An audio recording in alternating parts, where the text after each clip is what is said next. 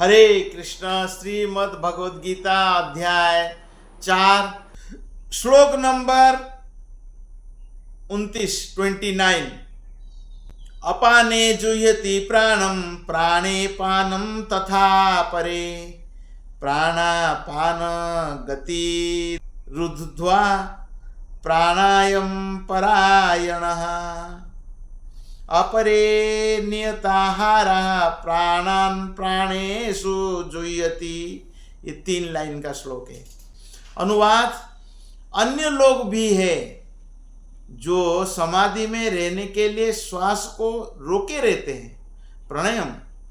वे अपान में प्राण को और प्राण में अपान को रोकने का अभ्यास करते हैं और अंत में प्राण अपान को रोककर समाधि में रहते हैं। अन्य योगी कम भोजन करके प्राण की प्राण में ही आहुति देते हैं। तो यहाँ प्रभुपाद जी बताते श्वास को रोकने की योग विधि प्राणायाम कहलाती है। प्रारंभ में हठ योग के विविध आसनों की सहायता से इसका अभ्यास किया जाता है। सारी विधियां इंद्रियों को बस में करने तथा आत्म साक्षात्कार की प्रगति के लिए संस्तुत की जाती है। मनुष्य को कृष्ण भक्ति करना चाहिए। कृष्ण भक्ति के द्वारा हम भगवत धाम प्राप्त कर सकते हैं। ये भौतिक जगत जन्म मृत्यु का चक्कर है। 84 लाख योनि में चक्कर काटते रहिए। बार बार जन्म होना, पुनरपि जननम पुनरपि मरणम पुनरपि जननी जठरे शयनम।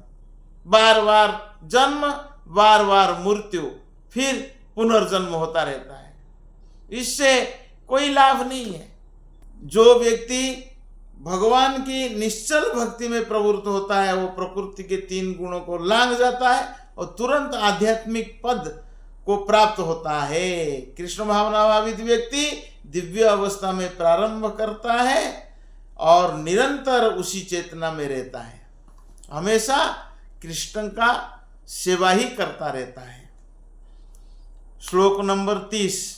सर्वे अपि एते यज्ञ विदो यज्ञ क्षपीत कल्मषः यज्ञशिष्टा मृतो भूजो यान्ति ब्रह्म सनातनम। अनुवाद: ये सभी यज्ञ करने वाले यज्ञ का अर्थ जानने का कारण पाप कर्मों से मुक्त हो जाते हैं। ये सारे यज्ञ करने से पाप कर्म से मुक्त हो जाते हैं और यज्ञ के फल रूपी अमृत को चख कर परम दिव्य आकाश की ओर बढ़ते जाते हैं।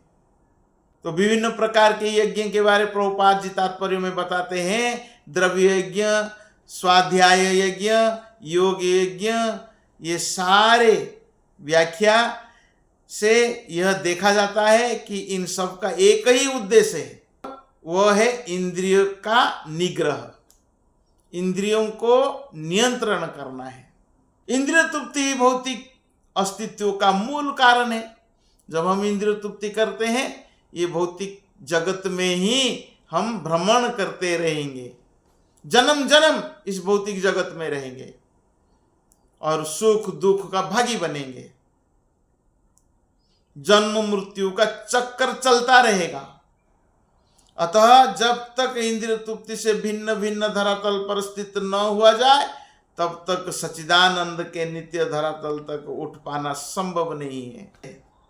यह धरातल नित्य आकाश तथा ब्रह्म आकाश में है। उपयुक्त सारे यज्ञ से संसार के पाप कर्मों से विमल हुआ जा सकता है।